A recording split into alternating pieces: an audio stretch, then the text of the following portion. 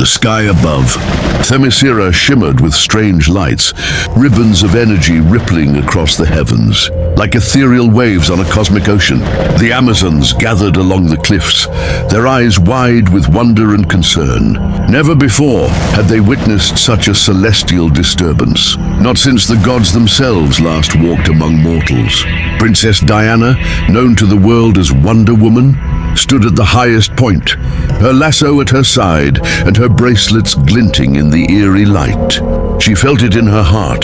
The balance of reality was being strained, as if invisible hands from another realm were pulling at the threads of her world.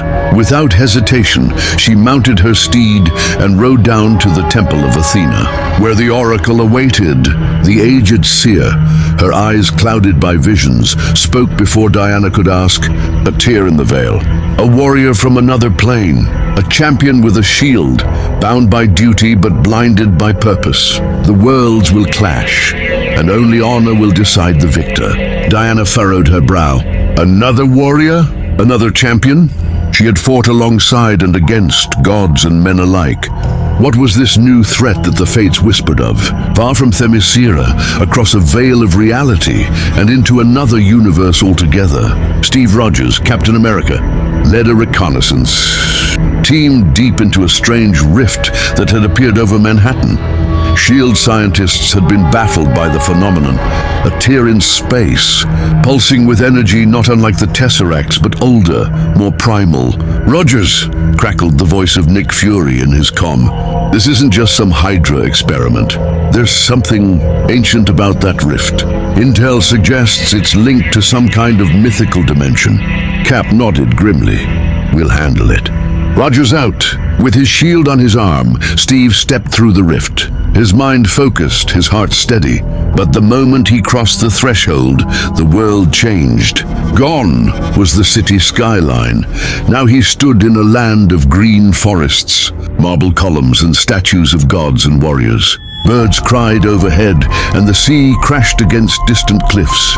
Themyscira. Diana saw him from afar, a man in strange attire, bearing a round shield with a star upon it, stepping through the rift as if destiny guided his feet. To her, he was an intruder, perhaps even a harbinger of what the oracle warned. But to Steve, this was another mission, another unknown battlefield where he must bring peace. They met at the edge of a clearing under a canopy of olive trees. Diana approached first, her voice calm but firm. Stranger, you tread upon sacred ground.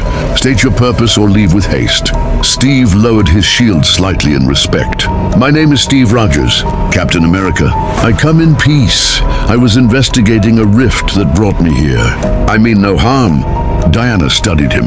There was no deceit in his eyes, only resolve and an unyielding sense of duty. A warrior's heart beats in you, she said softly. But your presence disrupts the harmony of this land. The gods may not take kindly to an outsider's steps upon Themyscira. Before Steve could respond, the sky darkened further. The rift pulsed again, wider this time, and from its depths emerged monstrous creatures, beasts of shadow and flame, perhaps spawned from the rift itself or drawn to its power. Without hesitation, Steve and Diana fought side by side, their weapons flashing as they cut through the creatures. His shield met claw and fang, her sword and lasso struck with divine fury. The ground trembled with the fury of their combined might, and together they forced the creatures back into the rift. But the damage was done. The Amazons, proud and protective of their homeland, now saw the rift as a wound caused by the stranger's arrival. Some demanded his immediate banishment, others retribution. The Council of Queens convened, and debate raged. He brings doom upon us, cried one. He fought with honor at Diana's side, argued another. Diana herself was torn. She respected Steve's valor, his heart, his willingness to risk himself for a world not his own. But she also knew the laws of Themyscira, and the will of the gods was not to be defied lightly. Steve, for his part, offered to help seal the rift and return to his world. But the magic that bound Themyscira's shores was ancient and fickle. Only an act of worthiness, a victory in combat before the gods' eyes, could restore the balance. And so it was decreed. A duel, a contest of champions, Wonder Woman and Captain America, two warriors cut from the cloth of nobility and duty, would face one another not out of hatred, but out of necessity. The gods themselves would bear witness. At dawn, upon the sacred arena of Themyscira, they would clash. Diana, princess of the Amazons, chosen of the gods. Steve Rogers, the sentinel of liberty, the man out of time. Neither wished this fight, but both understood honor, duty, and the fate of two worlds rested upon their blades and shields. And so, as the first rays of the sun painted the marble columns gold, Wonder Woman and Captain America prepared for the battle that would determine the fate of the rift, and perhaps the very peace between realms. The sun rose over Themyscira, casting a golden glow on the sacred arena. The marble pillars stood like silent sentinels, and the sand beneath them was untouched, as if waiting to be baptized by the clash of legends. The Amazons lined the Colosseum, their eyes filled with anticipation, pride, and worry. At the center of it all stood Wonder Woman, her 7 long locks braided with threads of silver and gold, a symbol of her divine heritage. She held the sword of Athena in one hand, the lasso of truth coiled at her hip, her bracelets gleaming like captured lightning. Across from her stood Captain America, his shield raised, his uniform dusty from the prior night's battle with the shadow beasts, yet his stance unshaken, the sentinel prepared to face any storm. No words were exchanged. Words had no place here.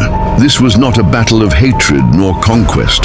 It was duty. A trumpet sounded, the signal from the High Priestess, and the clash began. Diana moved first, swift as a falcon in flight, her blade carved through the air in a blur of silver, aiming not to kill but to disarm. Steve met the strike with his shield, the vibranium disc ringing like a bell struck by the hand of the gods. The impact sent a shockwave across the arena, stirring the dust and drawing gasps from the watching Amazons. Steve pivoted, using the momentum to swing low, attempting to knock Diana off balance. But she leapt high, flipping gracefully over him, landing behind him with the poise of a goddess. She spun, her lasso flashing toward him like a bolt of golden lightning. But Steve was no ordinary opponent. With reflexes honed by countless battles, he ducked, rolled, and brought his shield up just in time to deflect the rope. He surged forward, shield first, pressing the attack, a relentless rhythm of strikes meant to test her defenses, to push her back to find an opening. Their duel became a dance, shield meeting sword, fist meeting gauntlet, boot meeting sandal. Each blow rang with the weight of their cause, each parry a testament to their respect for the other's strength. Diana's strength was greater. She hurled boulders, shattered columns with her strikes, and summoned the power of the storm through her bracelets. Steve, though outmatched in sheer might, adapted, his strategy impeccable, his shield a wall against the storm. He read her movements, anticipated her strikes, turned her power against her, with precision that only a master tactician could wield. But the gods watched, and the rift in the sky pulsed with growing fury. Time was slipping away. Diana, seeing this, knew she had to end the contest. With a cry that echoed across the island, she summoned her full might.